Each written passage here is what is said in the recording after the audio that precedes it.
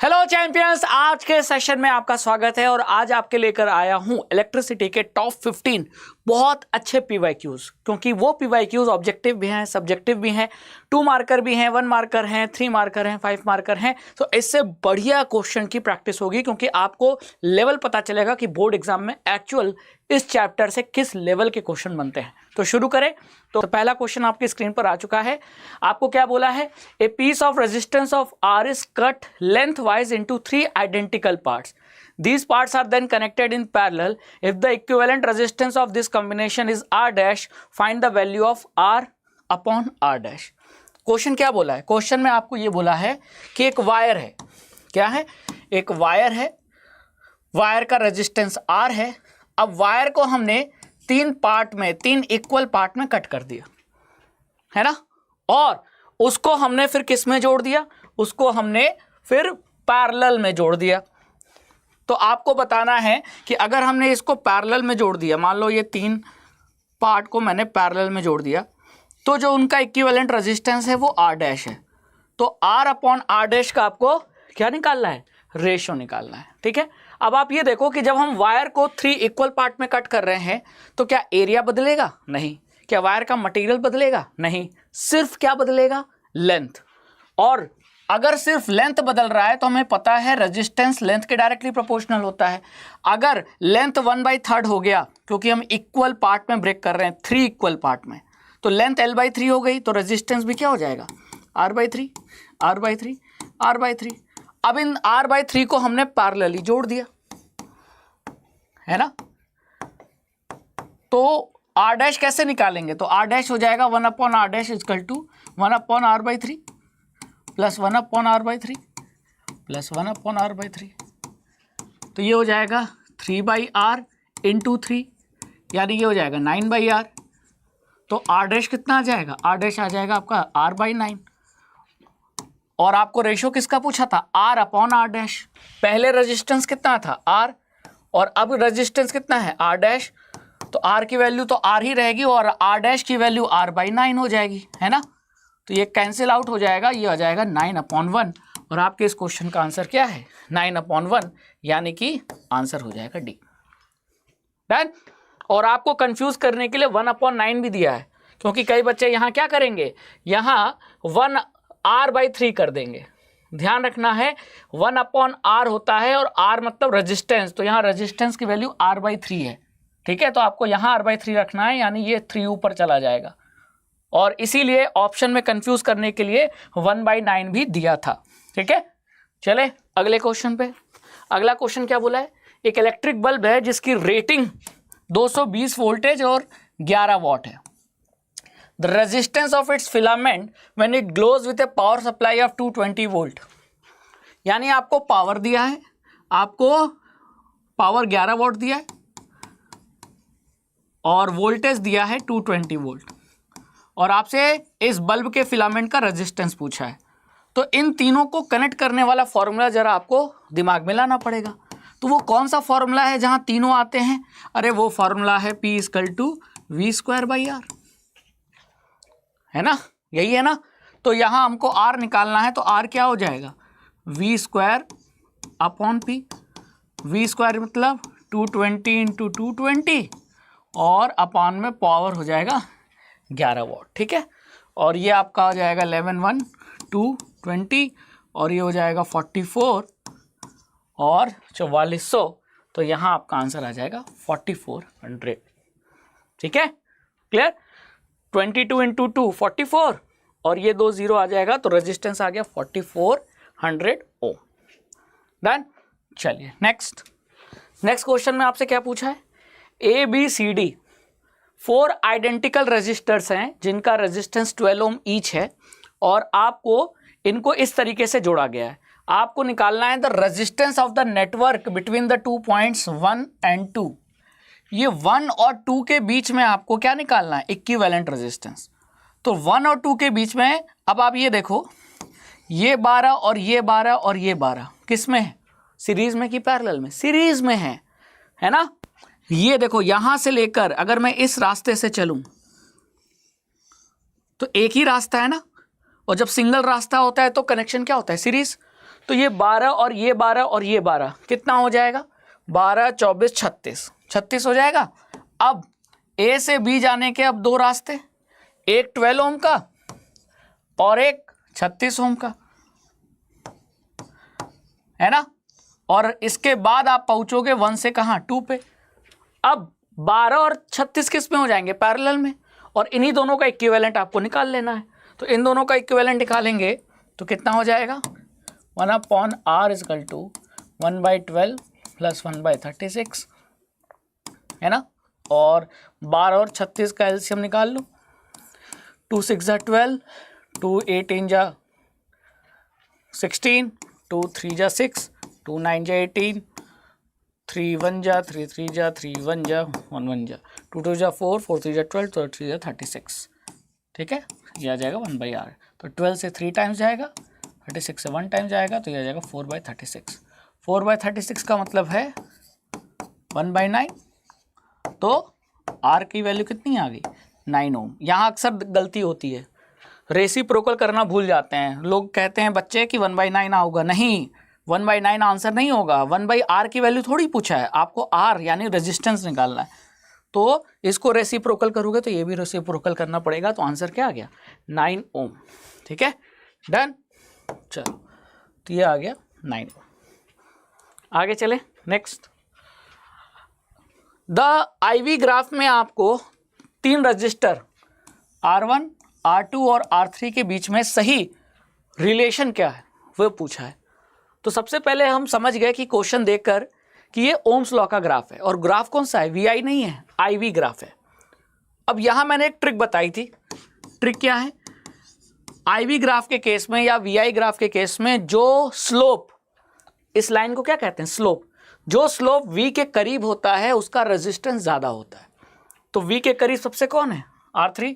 तो maximum resistance R3 होगा और मिनिमम R1 होगा, है ना। तो R3 सबसे ज़्यादा, उससे कम R2, उससे कम R1। तो ऑप्शन क्या रह रहा है? R3 सबसे ज़्यादा, उससे कम R2, सबसे कम R1। तो answer D is the right answer. Done. चलिए क्वेश्चन नंबर 5 पे आ जाइए। You have 4 resistance of same material. Select the wire which will offer the least resistance to the flow of current in an electric circuit.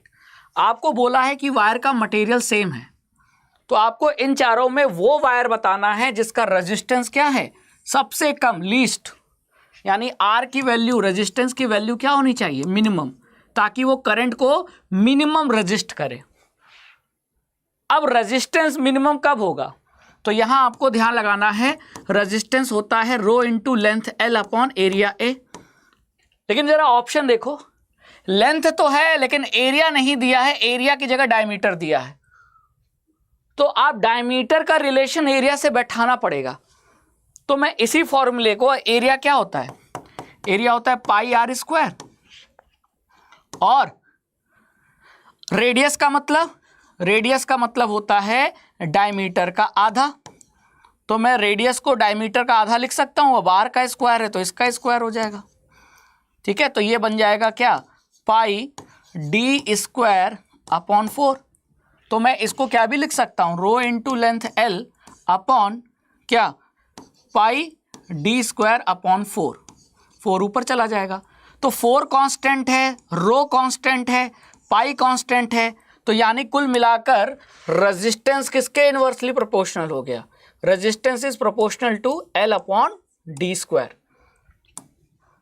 L और D के terms में, यानी length और diameter के terms में मेरा रेजिस्टेंस आ गया। अब L अपॉन D स्क्वायर की वैल्यू जहां सबसे कम होगी वहां R भी तो कम होगा। अब चारों केस में देख लेते हैं, 1 2 3 4, ठीक है। L अपॉन D स्क्वायर, यही तो देखना है हमको। रेडियस मतलब डायमीटर का आधा, हाँ ठीक है। अब देखो, पहले में लेंथ कितना है? 2L और डायमीटर कितना है? 2D। तो लेंथ है 2L और डायमीटर है 2D। तो 2D का स्क्वायर मतलब ये हो जाएगा 4D स्क्वायर, है ना।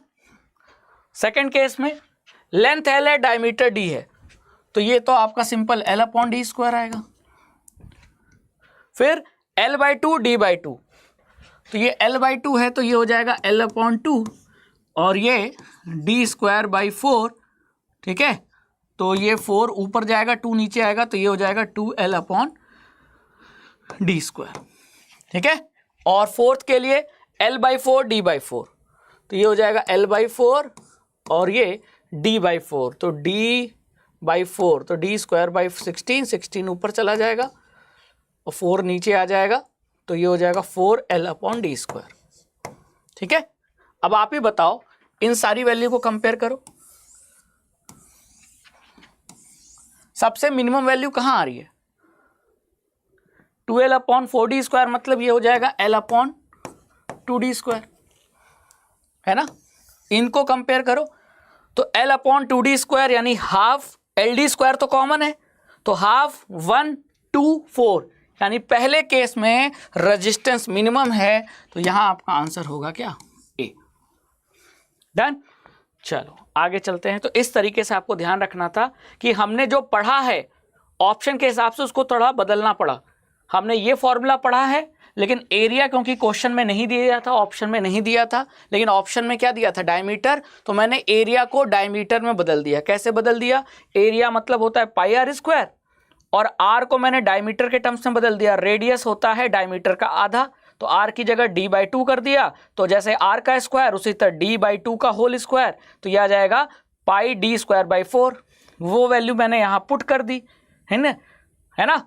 अब देखो 4 कॉमन, ये 4 ऊपर चला गया तो 4 कॉमन, चारों के लिए 4 common, resistivity common, pi common, तो बचा क्या? L/d², यानी रेजिस्टेंस की वैल्यू इसी से तो डिसाइड होगी। अब जो वैल्यू दी थी चारों केस में वो मैंने देखा, तो मुझे पता चला सबसे कम रेजिस्टेंस जो है वो पहले केस में है, सबसे ज्यादा फोर्थ केस में, ठीक है। चलो अब आपको यहां पूछा है state 2 application of Joule's heating in domestic electric circuit. आप इलेक्ट्रिसिटी चैप्टर में मैंने आपको 2 एप्लीकेशन पढ़ाया है हीटिंग इफेक्ट का, तो पहले पार्ट का आंसर क्या हो जाएगा बताओ? 2 एप्लीकेशन क्या है? पहला एप्लीकेशन है फिलामेंट ऑफ बल्ब। क्या है? Filament of bulb. जब बल्ब के फिलामेंट से करंट पास करता है तो करंट के वजह से हीट पैदा होती है, और वही हीट के वजह से फिलामेंट क्या करता है? ग्लो करता है और रोशनी पैदा करता है। और दूसरा क्या है एप्लीकेशन? इलेक्ट्रिक फ्यूज, जो हमारे घरों में इलेक्ट्रिकल अप्लायंस को हाई करंट से बचाता है। कैसे बचाता है?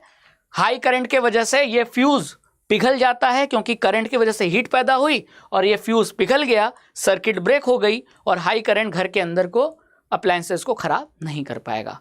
तो जूल्स लॉ ऑफ हीटिंग या कह लो heating effect of electric current के ये 2 एप्लीकेशन है, और ये आपको ध्यान रखना है। फिर क्या पूछा है बी पार्ट में?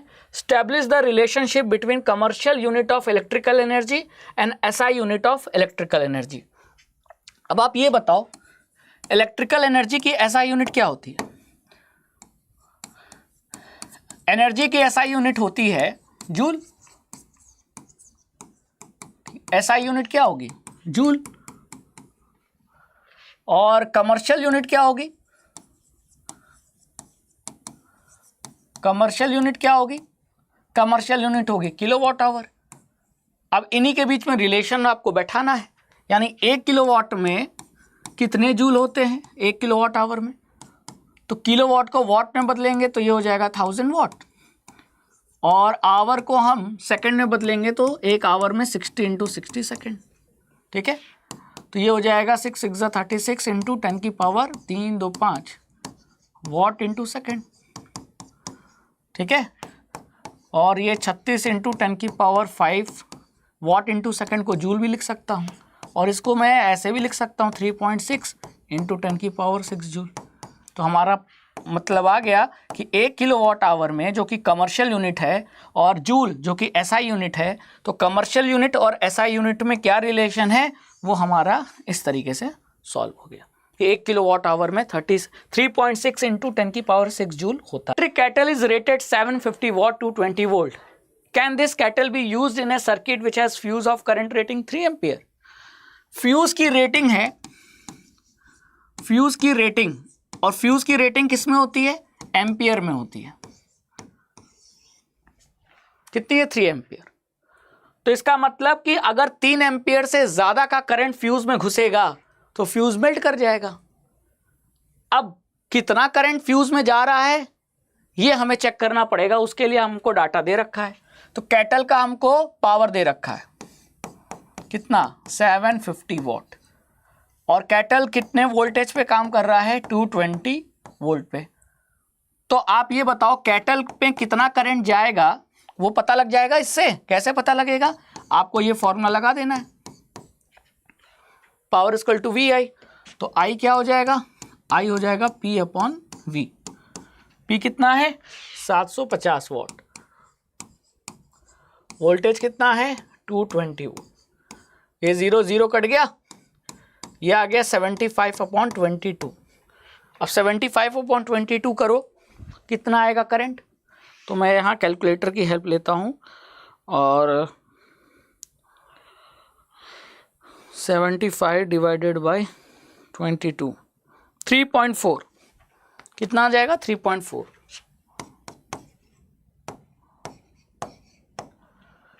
यानी अगर इलेक्ट्रिक कैटल को इतना वोल्टेज मिला तो कैटल में इतना करंट जाएगा, और अगर कैटल में इतना करंट जाएगा तो इसके पहले ये करंट किससे पास होगा, फ्यूज से।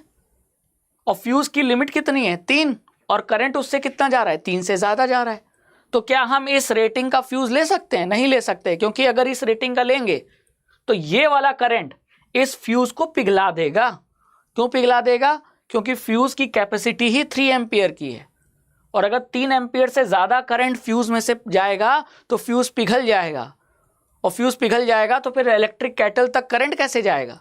तो आपको ये एम्पियर रेटिंग वाला फ्यूज नहीं यूज़ कर सकते, आपको इससे ज़्यादा रेटिंग वाला, इससे ज़्यादा मतलब 4 एम्पियर का यूज़ करोगे तब काम बनेगा, 5 का यूज़ करोगे तब काम बनेगा, लेकिन 3 का नहीं। तो यहाँ पूछा था can this cattle B used in a circuit जहाँ का फ्यूज का करंट रेटिंग है 3 एम्पियर। तो आंसर है no, no this kettle can not be used in the circuit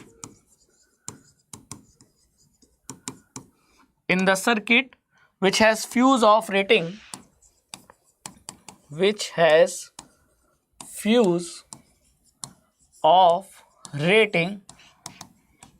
3 ampere. क्योंकि ऐसे फ्यूज को, ऐसे कैटल को कितना चाहिए, इतना करंट, कैटल को इतना करंट चाहिए, और आपने फ्यूज लगा रखा है 3 एम्पियर का। तो जब कैटल में ये करंट जाएगा तो फ्यूज तो पिघल जाएगा, इसीलिए। ठीक है, fuse will melt,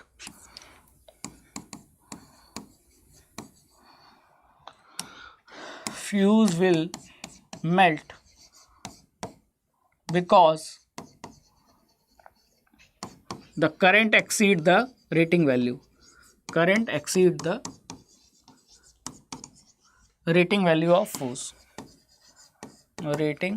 value of fuse, ठीक है। चलो next question number 8। Question number 8 में क्या बोला है, list 2 factors on which the resistance of a conductor in the shape of straight cylindrical depends, write the relation between resistance, resistivity and use this relation to obtain the SI unit of resistivity. Okay ठीक है, तो ऐसे पहले part का answer क्या होगा बताओ। ऐसे 2 फैक्टर का नाम लिखना है, 2 factor on which the resistance of a conductor depends. तो रेजिस्टेंस वैसे तो 3 फैक्टर पे डिपेंड करता है, लेंथ, एरिया और मटेरियल ऑफ द वायर। अब इसमें से आप 2 फैक्टर लिख सकते हो, तो 3 में से 2 फैक्टर लिख दो। पहला क्या लिख दिया, लेंथ ऑफ वायर, और दूसरा फैक्टर क्या लिख दिया मैंने, material of wire. A factor और होता है area of the wire, cross sectional area of the wire. ठीक है, और फिर क्या बोला है, write the relation between resistance and resistivity of the material of the conductor, use this relation to obtain the SI unit of resistivity. तो R और रो के बीच में क्या रिलेशन होता है, तो R और रो के बीच में यही तो रिलेशन होता है, R equal to rho into length L upon area है। अब यहाँ से रेजिस्टिविटी का यूनिट निकालना है, तो कैसे निकालेंगे, तो R में एरिया का मल्टीप्लाई कर देंगे, लेंथ से डिवाइड कर देंगे, ये इधर जाएगा। रेजिस्टेंस का SI यूनिट ओम पुट कर दो, एरिया का मीटर स्क्वायर पुट कर दो, और लेंथ का मीटर पुट कर दो, तो ये कैंसिल आउट हो जाएगा, और आपका आ जाएगा ओम मीटर। बात समझ में आ गई? क्लियर? चलिए इस क्वेश्चन के बी पार्ट पे आ जाते हैं। यहां आपको क्या दिया है? लेंथ दिया हुआ है, रेजिस्टेंस दिया हुआ है, एरिया दे रखा है, find the resistivity of the material of wire. तो आपको सब कुछ वैल्यू देकर रेजिस्टिविटी पूछा है। अभी मैंने देखा कि रेजिस्टिविटी की वैल्यू क्या होती है? R इंटू ए अपॉन एल। और ये वैल्यू आई कहाँ से है? इस फॉर्मूले से आई है, ये मेन फॉर्मूला है, यहां से ये फॉर्मूला बना है। ठीक है, तो रेजिस्टिविटी निकालना है तो रेजिस्टेंस को एरिया से मल्टीप्लाई करके लेंथ से डिवाइड कर दो। अब क्वेश्चन में रेजिस्टेंस कितना है? 40 ओम। रेजिस्टेंस कितना है? 40 ओम। एरिया कितना है? 6.5 इंटू 10 की पावर -8 मीटर स्क्वायर। अब मुझे एरिया को वैल्यू उसकी बदलनी नहीं पड़ेगी। क्यों? क्योंकि ऑलरेडी मीटर स्क्वायर में है। हाँ, मिलीमीटर या सेंटीमीटर में होता तो मुझे बदलना पड़ता, लेकिन यहाँ मुझे बदलने की ज़रूरत नहीं है। और अपॉन लेंथ, लेंथ कितना है? लेंथ है 1 मीटर।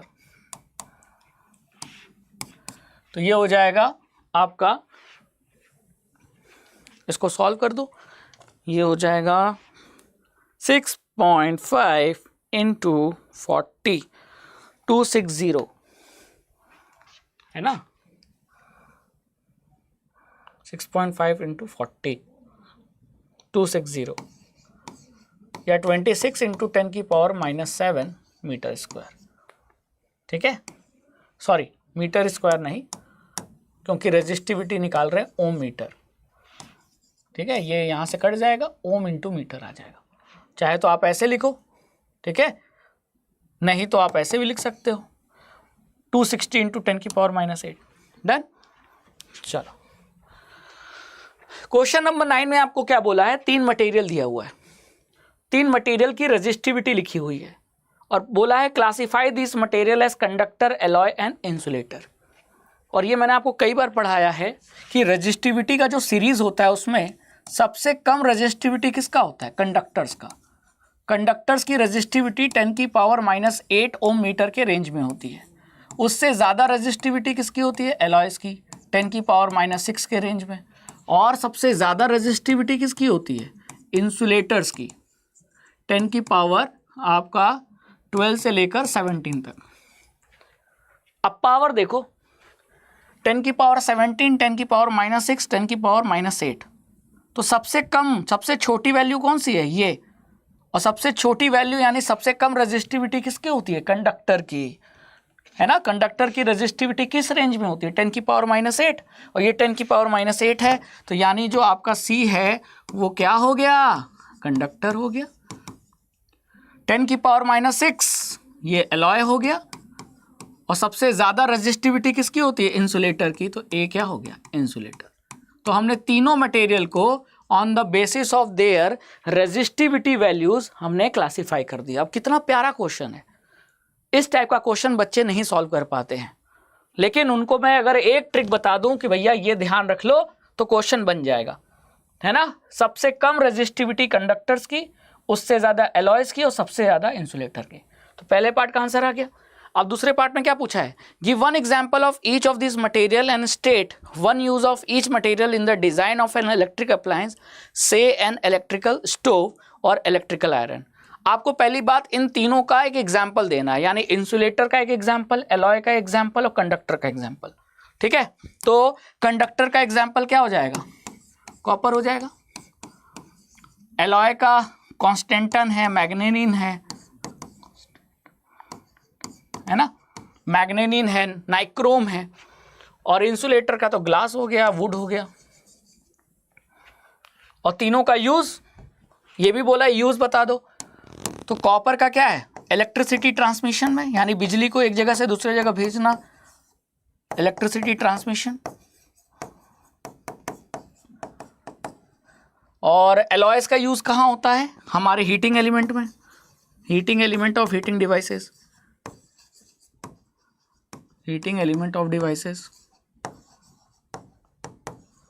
ठीक है। और ग्लास का तो आपको पता ही है, ग्लास का कहाँ यूज होगा? एज ए इंसुलेटर यूज होगा। ठीक है, चलो next, 4 resistor each of resistance 2 ohm, 4 resistor है, चारों का रेजिस्टेंस 2 ओम है और इनको एंड टू एंड जोड़कर एक स्क्वायर बनाया गया है ABCD। Using the appropriate formula determine the equivalent resistance of the combination between its 2 and A and B। A और B के बीच में इक्विवेलेंट रेजिस्टेंस निकालना है। तो A से B जाने के कितने रास्ते, एक रास्ता ये और एक रास्ता ये। तो जो ये वाला रास्ता है, इस रास्ते में 3 रजिस्टर्स मिले, 2 ओम 2 ओम और 2 ओम के। तो ये तीनों तो किस में हो गए, सीरीज में। तो 2 2 और 2 का सीरीज कितना हो गया, 6 ओम। तो आपका एक रेजिस्टेंस, एक पाथ हो गया कितने ओम का, 6 ओम का। तो A से B जाने वाला जो रास्ता है, ये तीनों को मिला दे तो 6 ओम का, और एक रास्ता ऐसे जाने वाला है ये 2 ओम का। अब आप ये बताओ, A से B जाने के 2 रास्ते, तो अब ये 2 और 6 किस में है, पैरेलल में। तो बस इन्हीं को सॉल्व कर लो तो आपका इक्विवेलेंट आ जाएगा। तो 1/r हो जाएगा 1/2 प्लस 1/6। 2 और 6 का कितना कर एलसीएम निकाल लो, 6 आएगा, 2 3 जा, 6 1 जा, 4/6। ठीक है, 1 जा 6 मतलब 2/3। तो R की वैल्यू कितनी आ गई, 3/2 ओम। यही आपका इस क्वेश्चन का क्या है, आंसर। बस ये पहचानना है कौन सीरीज कौन पैरेलल। ठीक है, हो गया सॉल्व। चलो क्वेश्चन नंबर 11 पे आ जाते हैं। आपको 3 सर्किट डायग्राम दिया हुआ है बच्चों, और क्या बोला है, in which circuit will the power dissipated in the circuit be minimum और मैक्सिमम, जस्टिफाई योर आंसर। कहाँ जो पावर डिसिपेटेड है वो मिनिमम या मैक्सिमम होगा। तो पावर डिसिपेटेड का फॉर्मूला क्या है, पावर का फॉर्मूला क्या होता है, पावर का फॉर्मूला होता है VI, है ना। अब यहां क्वेश्चन में कहीं करंट नहीं दिया है, लेकिन क्वेश्चन में voltage resistance, voltage resistance, voltage resistance. तो मुझे पावर का वो फॉर्मूला लगाना पड़ेगा जहां वोल्टेज भी आता हो और रेजिस्टेंस भी आता हो, यानी P = V²/R, है ना। अब तीनों में वोल्टेज तो सेम है, 12 वोल्ट 12 वोल्ट 12 वोल्ट, यानी V की वैल्यू सेम है। तो मैं R से डिसाइड कर लूँगा, मैं R से डिसाइड कर लूँगा, है ना। मतलब मुझे इस फॉर्मूले से ज़्यादा मुझे ये वाला फॉर्मूला हेल्प करेगा, पावर = V²/R। तो पहले केस में अगर मैं, अब V तो सेम है ना, तीनों के लिए वोल्टेज सेम है, तो पावर तो डिसाइड हो जाएगा किससे, रेजिस्टेंस से ही, क्योंकि पावर और रेजिस्टेंस के बीच में कैसा रिलेशन बन रहा है, इनवर्स। तो जहां आपको क्या पूछा है, मिनिमम, तो जहां मिनिमम पावर, तीनों में पावर निकाल लेते हैं। तो V², वोल्टेज कितना है 12, तो 12 का स्क्वायर पहले केस में निकाल रहे हैं, 12 का स्क्वायर अपॉन R, R कितना है 5। ठीक है, ये आ गया पावर। दूसरे केस में 12 × 12 upon power upon R, R कितना हो जाएगा 5 + 5, क्योंकि सीरीज में है, तो ये हो जाएगा 5 + 5 यानी 10। और थर्ड में पावर हो जाएगा V² यानी 12 × 12 अपॉन 5 और 5 का सिम, तो 1/5 + 1/5, तो हो जाएगा 2/5, 2/5 यानी 5/2। ठीक है, तो ये आपका आ जाएगा 5/2। अब इसको सॉल्व कर लो। पहले केस में पावर कितना आएगा, 12 × 12 / 5, ये आ जाएगा 28.8 वाट। ठीक है, और इसको 10 से डिवाइड कर दूं तो ये आ जाएगा 14.4, और इसको 28.2 ये आ जाएगा, और ये 2 × तो 28.8 × 2 ये आ जाएगा 57.6। तो पहले क्वेश्चन में क्या पूछा था, मिनिमम पावर, तो मिनिमम पावर कहाँ आएगा, मिनिमम पावर आ रहा है सेकंड केस में, मिनिमम पावर ठीक है, और मैक्सिमम पावर कहाँ रहा है, थर्ड केस में। ठीक है, तो क्वेश्चन में क्या पूछा था कि सर्किट में मिनिमम पावर कहाँ आएगा, तो वो आएगा सेकंड केस में, और मैक्सिमम पावर आएगा तो वो आएगा किसमें, थर्ड केस में। देखो तीनों की पावर की वैल्यू निकाल ली थी। वैसे इतना कैलकुलेशन करने की जरूरत नहीं थी, लेकिन क्योंकि ये सब्जेक्टिव क्वेश्चन है तो मैंने तीनों का पावर निकाला। मैं तो बस आर से ही निकाल सकता था कि जहां का रेजिस्टेंस सबसे कम होगा पावर की वैल्यू सबसे ज्यादा होगी। तो थर्ड केस में रेजिस्टेंस सबसे कम है, 5 और 5 का कितना, 5/2 यानी 2.5, तो पावर वहां सबसे ज्यादा होगा। और जहां रेजिस्टेंस सबसे ज्यादा होगा तो सेकंड केस में रेजिस्टेंस कितना है, 5 + 5 10, तो रेजिस्टेंस सबसे ज्यादा होगा तो सेकंड केस में पावर सबसे कम है। हो गया सॉल्व। चले question number 12। Question number 12 assertion reason है। तो असर्शन रीजन में पहले हम असर्शन को पढ़ते हैं, ट्रू है कि फॉल्स डिसाइड करते हैं। तो commercial unit of electrical energy is kilowatt hour, क्या ये बात सही है? बिल्कुल सही है, अभी हमने पढ़ा इलेक्ट्रिकल एनर्जी की कमर्शियल यूनिट क्या होती है, किलोवाट आवर। और रीजन में लिखा है कि 1 किलोवाट आवर होता है 10⁶ जूल। गलत, 3.6 × 10⁶ जूल होता है, तो ये तो फॉल्स हो गया। तो assertion true reason false, assertion true reason false, तो ऑप्शन कौन सा होगा, सी होगा, है ना। चलिए नेक्स्ट, आपको एक सर्किट दिया है, सर्किट को देकर आपसे क्या पूछा, total resistance offered by 3 resistor. ये तीनों रजिस्टर मिलके कितना रेजिस्टेंस ऑफर करेंगे, reading of the ammeter, reading of the volt meter.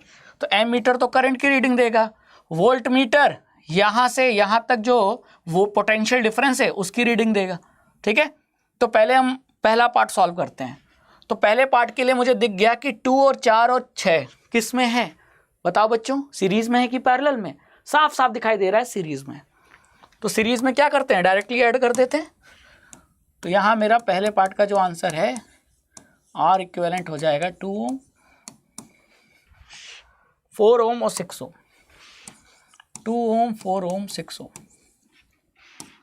6 4 10 2 12, 12 Om is the answer. ठीक है, अब पूरे सर्किट का रेजिस्टेंस आ गया कितना, 12 ओम। पूरे सर्किट का रेजिस्टेंस पोटेंशियल, पूरे सर्किट का रेजिस्टेंस आ गया 12, पूरे सर्किट का पोटेंशियल कितना है, 6। तो करंट निकाल लूंगा, और जो करंट निकालूंगा वही करंट तो इसी बैटरी से निकलेगा, तो वही तो एमीटर की रीडिंग होगी। यानी मैं सर्किट का टोटल करंट निकाल लूं, तो टोटल करंट कैसे निकालूंगा, लगाऊंगा ओम्स लॉ। V कितना है, 6 वोल्ट, I निकालना है, और R अभी निकाला आपने पूरे सर्किट का, तो ये हो जाएगा आपका 6/12 यानी 1/2 एम्पियर। तो जो सर्किट का करंट है वही तो एमीटर की रीडिंग होगी, तो यानी कि ये एमीटर की रीडिंग भी हो गई।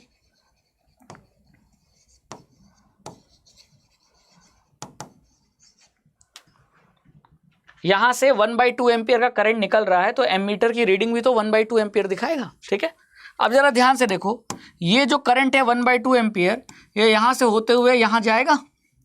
तो इस 4 ओम से आपको क्या पूछा है, reading of the volt meter. Volt meter कहाँ जुड़ा है, इस पॉइंट से इस पॉइंट के बीच में। तो यहां से यहां का V निकालने के लिए इसमें I कितना है वो चाहिए, और यहां से यहां तक का R कितना है वो चाहिए। तो R है 4 ओम, और करंट कितना जा रहा है, जो करंट यहां से निकलेगा वही तो जाएगा, तो यानी हाफ। तो इसका मतलब वोल्ट मीटर की जो रीडिंग है, थर्ड पार्ट का हमारा आंसर आ गया। वोल्ट मीटर की जो रीडिंग है वो हो जाएगा I × R, तो I हो जाएगा 1/2 और R हो जाएगा 4 ओम, तो ये हो जाएगा 2 volt. This is the volt meter reading.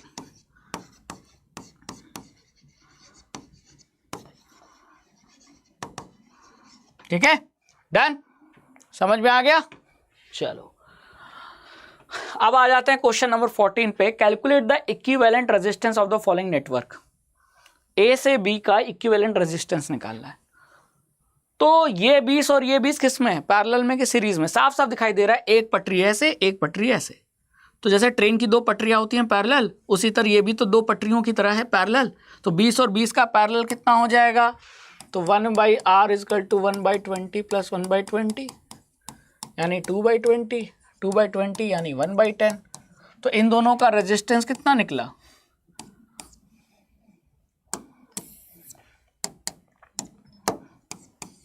इन दोनों का रेजिस्टेंस निकला 10 ओम, ठीक है, इन दोनों का। अब वो जो इन दोनों का इक्विवेलेंट है 10, वो इस 10 के साथ किस में हो जाएगा, सीरीज में। तो एक ये 10 और एक इन दोनों का 10, तो अब ये 10 और 10 किस में हो जाएगा, सीरीज में।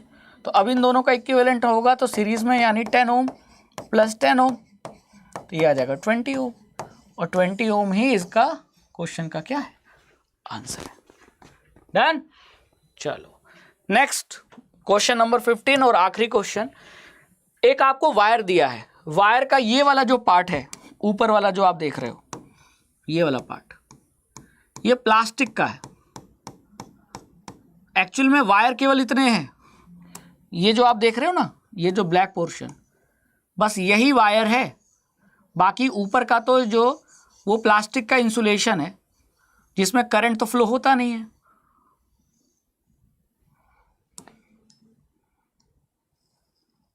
बात समझ में आई? क्लियर?